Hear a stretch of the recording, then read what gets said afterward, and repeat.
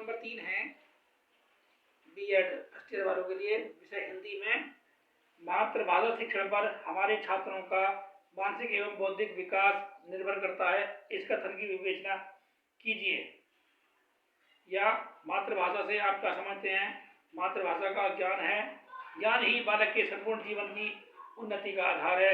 इस कथन को सह उदाहरण स्पष्ट कीजिए। या बालक की शिक्षा में मातृभाषा के रूप में हिंदी के महत्व का विस्तार पूर्वक वर्णन कीजिए। या मातृभाषा के रूप में हिंदी भाषा पाठ्यक्रम का एक विषय नहीं बल्कि समस्त विषयों का आधार है। बालक के विकास की दृष्टि से मातृभाषा के रूप में हिंदी की भूमिका निर्धारित करते हुए इस कथन की व्याख्या कीजिए। उत्तर: मातृभाषा का अर्थ: मातृभाषा का मूल अर्थ वह भाषा है जो बच्चे की माँ की भाषा होती है। जिस भाषा को बच्चा अनुकरण द्वारा सीखता है उसे मातृभाषा कहते हैं। अथवा बालक अपने परिवार में जन्म से ही जिस भाषा को सीखता है वही उसकी मातृभाषा है। पतंजलि के अनुसार मातृभाषा व्यक्त शब्दों द्वारा विचारों का प्रकटीकरण है। शिक्षा के क्षेत्र में इसका और भी अधिक विस्तृत अर्थ होता है। शिक्षा के क्षेत्र में मातृभाषा से तात्पर्य किसी क्षेत्र विशेष की उस भाषा से होता है जिसके माध्यम से उस क्षेत्र के शिक्षित व्यक्ति मौखिक एवं लिखित रूप में विचार विनिमय करते हैं। वस्तुतः मातृभाषा ही व्यक्ति को उसका सामाजिक स्वरूप प्रदान करती है, उसे परंपरा एवं संस्कृति से परिचित कराती है तथा उस माता पिता का बोध कराती है। अतएव यह कहा जा सकता है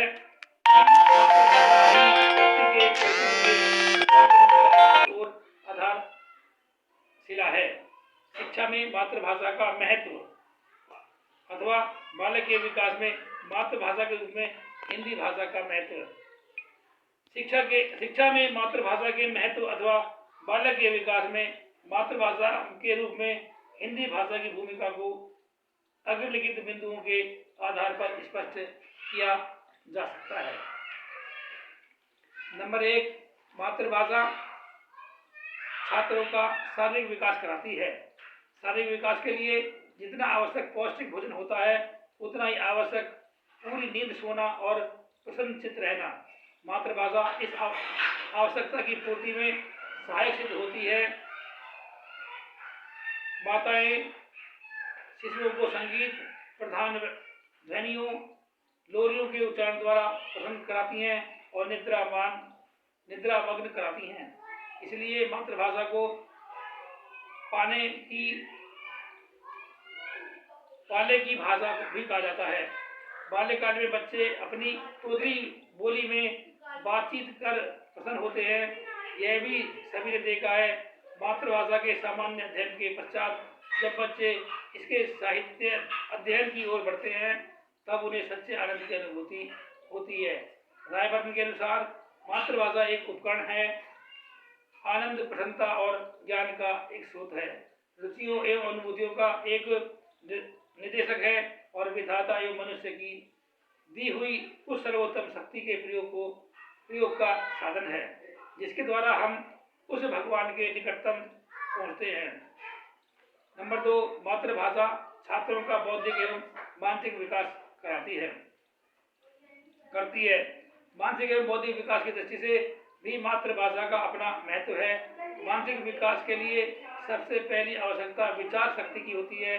विचार तथा भाषा का अटूट संबंध है। विचार भाषा को जन्म देती है और भाषा विचारों को। जिस व्यक्ति के पास जितनी सशक्त भाषा होगी उतनी ही सशक्त उसकी विचार शक्ति होगी। विचार शक्ति के अभाव में मानसिक विकास असंभव है। गांधी जी ने मानसिक विकास के लिए भाषा को उतना आवश्यक माना है जितना शिशु के शारीरिक विकास के लिए माता का दूध। रायवर्धन के अनुसार मातृभाषा की शिक्षा महत्वपूर्ण है क्योंकि मातृभाषा शिक्षण पर हमारे विद्यार्थियों का बौद्धिक विकास निर्भर है। बौद्धिक जीवन का विकास, ज्ञान में वृद्धि, आत्माभिव्यक्ति की क्षमता का विकास, सृजनात्मक एवं उत्पादन क्षमता का विकास। नंबर 3, मातृभाषा छात्रों के भावात्मक विकास में सहायक होती है। बच्चे मातृभाषा को माता और मातृभूमि के समान बड़ी श्रद्धा की दृष्टि से देखते हैं यही कारण है कि एकमात्र भाषी व्यक्तियों में आपस में प्रेम करता है। वे एक दूसरे से सहानुभूतियाँ व्यवहार करते हैं, बड़ों का अभिवादन तथा छोटों को प्यार करते हैं और एक दूसरे की सहायता करते हैं। एक भाषी व्यक्ति के बीच जो सद्भावना रहती है वह भिन्न भाषी व्यक्तियों के बीच नहीं रहती। इसलिए कलराज ने कहा है, मातृभाषा मनुष्य के हृदय की धड़कन की भाषा है। रायबर्ग के शब्दों में मातृभाषा एक और तो ज्ञान, प्रसन्नता एवं आनंद का स्रोत है, भावनाओं और रुचियों की पथ प्रदर्शक है, तो दूसरी ओर ईश्वर प्रदान सर्वश्रेष्ठ शक्ति के प्रयोग का साधन है। नंबर 4, मातृभाषा छात्रों के सांस्कृतिक विकास में सहायक होती है। प्रत्येक बालक को अपनी मातृभाषा तथा अपने साहित्य से विशेष लगाव होता है। साहित्य समाज का दर्पण होता है। मातृभाषा में लिखित साहित्य वास्तव में जातीय संस्कृति, सभ्यता और रीति रिवाजों का प्रतिनिधित्व करता है। जाकिर हुसैन कमेटी रिपोर्ट में लिखा है, मातृभाषा को बालकों को अपने पूर्वजों के विचारों, भावों तथा महत्वाकांक्षाओं की समृद्धि आदि से परिचित कराने का सर्वोत्तम साधन है। नंबर 5, मातृभाषा छात्रों का सामाजिक विकास कराने में सहायक होती है। मातृभाषा बालक को सामाजिक स्वरूप प्रदान करती है। बालक मातृभाषा में ही बोलना, लिखना, तर्क करना, भाषण देना आदि सीखता है। वह अपने विचारों एवं भावों की अभिव्यक्ति जितनी प्रभावोत्पादकता के साथ करेगा, समाज में उसकी स्थिति उतनी ही दृढ़ होगी। मनुष्य को समाज के रूप में संगठित और विकसित करने का सर्वोत्तम से मातृभाषा को ही है। कोठारी आयोग ने कई राष्ट्रीय लक्ष्यों में से एक लक्ष्य सामाजिक एकता प्राप्त करना भी बताया है। नंबर 6, मातृभाषा छात्रों का नैतिक एवं चारित्रिक विकास करने में सहायक होती है। वे सभी भली प्रकार जानते हैं कि बच्चों पर प्रारंभिक जीवन के बड़े संस्कार एवं विचार अमिट छाप छोड़ते हैं और वे ही उसके चरित्र का निर्माण करते हैं। बच्चों के नैतिक विकास में परिवार एवं उसके सदस्यों का विशेष हाथ रहता है। यदि माताएं बच्चों को रोचक एवं नैतिक कहानी सुनाती हैं तो आगे चलकर बच्चे मातृभाषा की पुस्तकों में भी इस प्रकार की कहानी, नाटक, लेख और कविताएं पढ़ते हैं, जिससे उसके चरित्र का विकास होता है। मातृभाषा के माध्यम से हम सामाजिक जीवन की परंपराओं, रीति नीति, आचार तथा मानवीय संबंधों का ज्ञान प्राप्त करना है, जिसका प्रभाव बालक के चरित्र पर अवश्य पड़ता है। मातृभाषा शिक्षा प्रदान करने का सर्वोत्तम साधन। नंबर 7, मातृभाषा को विचार विनिमय का सर्वोत्तम साधन माना जाता है, इसलिए यह शिक्षा प्रदान करने का भी सर्वोत्तम साधन है। अतएव यह अन्य विषयों की भांति एक विषय मात्र ही नहीं है, वरन यह एक आधारभूत विषय है, जिसके अध्ययन एवं अध्यापन पर संपूर्ण शिक्षा अवलंबित है। सैमसन के अनुसार स्पष्ट शब्दों में एवं साधारण शब्दों में अंग्रेजी शिक्षण विषय है ही नहीं, वह तो स्कूली जीवन का आधार है। उसे शिक्षण विषय कहने की अपेक्षा जीवन का अनिवार्य आधार ही कहना चाहिए। वस्तुतः मातृभाषा का महत्व इसके एक आधारभूत विषय के रूप में तो है ही नहीं, लेकिन शिक्षा के माध्यम के रूप में भी इसका महत्व बहुत अधिक है। नंबर 8, मातृभाषा अभिव्यक्ति का माध्यम है। संकुचित अर्थ में मातृभाषा कही जाने वाली भाषा को बच्चा जन्म के कुछ दिन पश्चात ही सीखने लगता है। जैसे जैसे उसके अंग और प्रत्यंग सुदृढ़ होते हैं और कर्मेंद्रियां तथा ज्ञानेंद्रियां क्रियाशील होती हैं, तैसे तैसे वह स्वर यंत्र द्वारा अपने माता पिता, भाई बहन तथा संपर्क में आने वाले अन्य व्यक्तियों की भाषा को अनुकरण करना सीखता चलता है। आवृत्ति द्वारा उसका यह भाषा ज्ञान स्पष्ट एवं सुदृढ़ हो जाता है। सैमसन के शब्दों में मातृभाषा का शिक्षण प्राप्त करने का केवल एक ही अवसर ही नहीं है, अपितु वह तो बालक को मनुष्य के जीवन में दीक्षित करने का एक भाव है।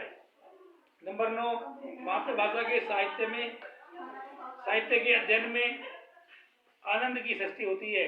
काव्य, कविता, उपन्यास, कहानी आदि मातृभाषा में ही लिखे होते हैं। उनको पढ़कर बालक के मन में आनंद की सृष्टि होती है। वह प्रसन्नता को समुद्र में डूबता उतरता रहता है। मातृभाषा में लिखा लोक साहित्य पढ़कर जहाँ बालक को ज्ञान की प्राप्ति होती है, वहाँ उनमें भावनाओं का प्रक्षेपण पाकर उसे आनंद की अनुभूति हो जाती है।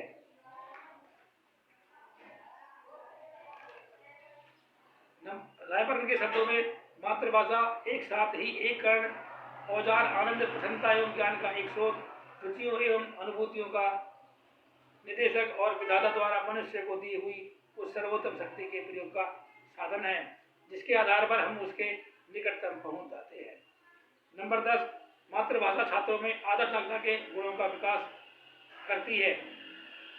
माइकल वेस्ट के अनुसार भाषा ही वह तत्व है जिससे हमारी आत्मा का गठन होता है। भाषा का महत्व केवल बौद्धिक विकास में ही नहीं है, अपितु चारित्रिक विकास में भी है, जिसके फलस्वरूप देश का प्रत्येक नागरिक अच्छे गुणों से युक्त हो सकता है। नंबर 11, मातृभाषा छात्रों की सृजनात्मक प्रतिभा का विकास करती है।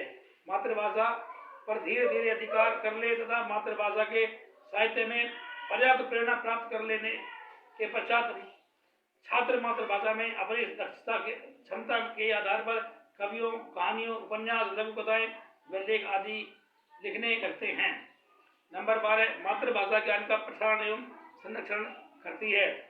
संचित ज्ञान एवं उपलब्धियों की जानकारी तथा उसके प्रसारण एवं संरक्षण में मातृभाषा का विशेष महत्व है।